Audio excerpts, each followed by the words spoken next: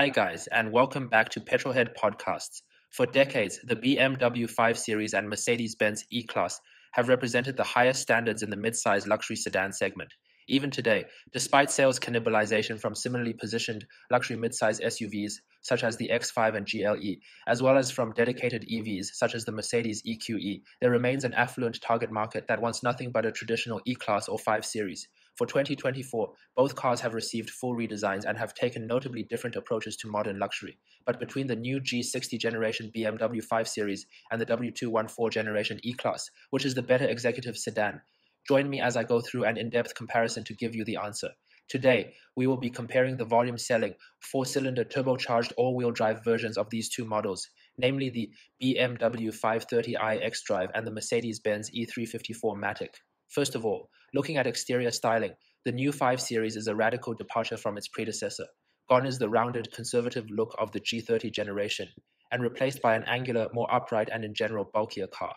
Up front, the kidney grills remain well proportioned, and the new arrow-shaped daytime running lights look good. I don't like the black-painted lower section on M Sport models though, which looks slightly out of place, but in general the design is well resolved. Moving on to the side, and the 5 Series is not the best-looking car. The added bulk near the underbody, which is necessary to accommodate the 4EV version of the 5 Series, the i5, has slightly spoiled the proportions of the vehicle, and the side profile is very plain. The embossed 5 logo on the rear three-quarter window also disrupts the flow of the body lines. Round back, there are no visible exhausts on any new 5 Series model, which, in addition to the black-painted sections on M Sport models, makes the rear of the car look a bit incohesive. Thankfully, the design of the taillights are inoffensive, although rather plain as well. Moving on to the Mercedes E-Class, and in contrast to the radically new 5 Series, the E-Class's design feels like an evolution of the previous generation car. This is not a bad thing, since the previous model's elegant and modern design has been further refined in the new model. Up front, the indent in the headlights is a nice touch and harks back to the previous double headlight design that the E-Class had for many generations. The link to the Mercedes EQE family of electric cars, through the black surrounds of the grille that link to the headlights, is refreshing, although some would prefer a more conservative look. The sporty lower bumper of the AMG line design and small Mercedes stars within the grille complete an upmarket and sophisticated-looking E-Class. On the side, the proportions of the car are great, with the classic long hood, short front overhangs and cab backward design of a traditional Mercedes sedan. The smooth surfacing and flush door handles look good, although perhaps Mercedes could have changed the side profile a bit more compared to the previous generation car. Round back, the cool-looking taillights with the Mercedes star shape inside look great. The car still has exhaust finishes, unlike the 5 Series, and the clean and uncluttered bumper design is attractive. Overall, I think the better-looking car by far is the new Mercedes E-Class. It simply looks more resolved, more elegant, and the proportions are exactly what people expect out of a luxury sedan in this segment. The BMW looks less good. The burden of trying to engineer both the internal combustion engine 5 Series and the electric i5 on the same platform has ruined some of the car's proportions, and the car has some fussy styling elements that should not be present. Moving on to interiors, and the BMW 5 Series has the latest interior design language shared with the new BMW 7 Series. Highlights include the new curved display setup, with a 12.3-inch instrument cluster and a 14.9-inch infotainment system running BMW's iDrive 8.5 system. The screens are great, with high resolution, fast response times, and a lot of functionality, although they do not look as futuristic as the E-Class's super screen setup. The new interaction bar with ambient lighting that changes depending on drive modes looks high-tech, and thankfully the iDrive rotary controller has not been eliminated, and also the latest BMW steering wheel design still retains physical buttons.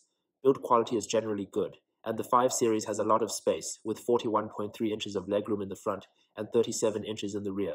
Cargo volume is smaller than the E-Class, however, at 17.3 cubic feet.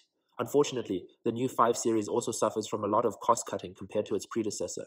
There are no longer any map pockets on the back of the front seats, no ambient lighting strips on the rear doors, no door sill labels, and the window controls, stalks, and dashboard materials feel cheaper than the last generation car. There is also no option for a stitched dashboard anymore, which is unacceptable at this price point. The Mercedes E-Class has even more impressive technology in its cabin. The 12.3-inch instrument cluster has available 3D viewing angles, and the MBUX 3.0 operating system powering the 14.4-inch central touchscreen is fast, easy to use, and has great graphics. The E-Class is also available with the Super Screen setup, pairing the 14.4-inch touchscreen with a passenger display under a single piece of glass that looks extremely futuristic. There is even a selfie camera that allows occupants to take video calls within the car.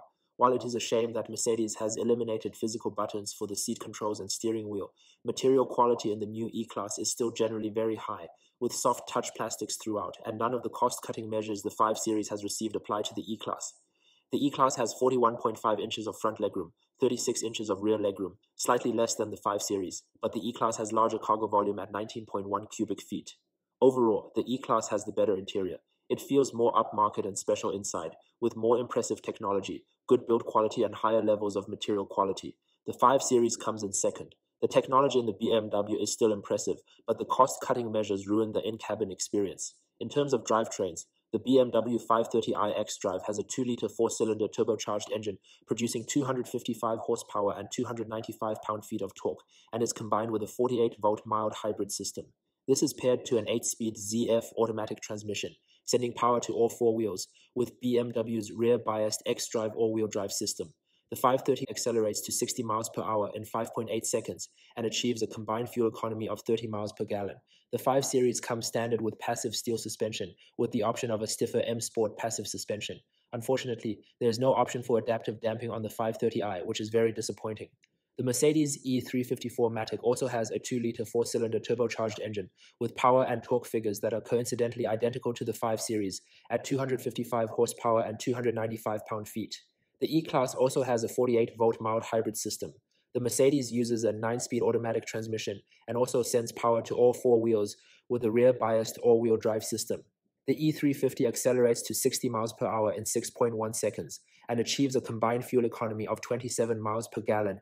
The E-Class comes standard with passive steel suspension as well, but unlike the BMW, there is an option for an air suspension setup with adaptive damping and rear-wheel steering.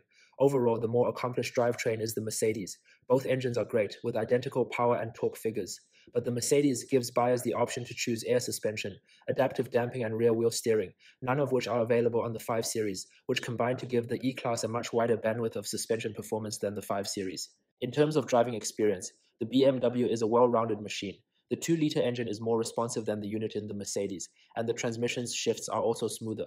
Ride comfort is good, and the suspension manages to absorb most bumps with ease, although it lacks the floaty feeling of the E-Class. The cabin is quiet at speed, offering a relaxed environment. Handling is generally good, with decent body control, but given the size and weight of the new 5 Series, the car still exhibits some body lean, and the steering feel is also not as good as older BMWs. The 5 Series has great semi-autonomous driving technology, including a hands-free highway assistant that allows automated lane changes up to 85 miles per hour. The Mercedes E-Class offers an extremely comfortable driving experience. Although the engine and transmission are less smooth than the 5 Series, the ride on both the standard suspension and on air suspension is extremely comfortable and makes the E-Class feel slightly more plush than the 5 Series. Additionally, the car is even more quiet at speed than the already accomplished 5 Series. On the standard suspension, the Mercedes has more body-leaning corners than the BMW, but with the optional air suspension and rear-wheel steering, the E-Class is surprisingly agile, with good body control and a planted feel. Like the 5 Series, the E-Class also now offers automated lane changes on highways.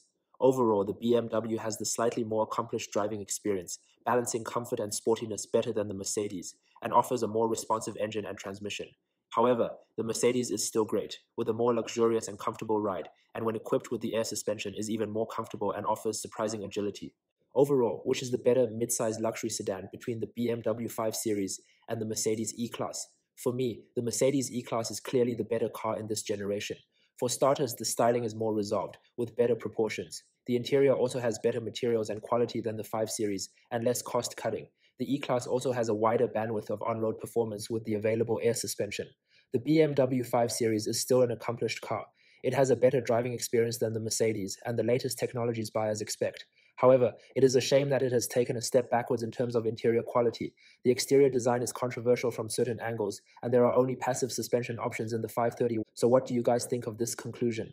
Let me know in the comments below. And as always, please like this video and subscribe to my channel to be the first to see more amazing content like this. Cheers!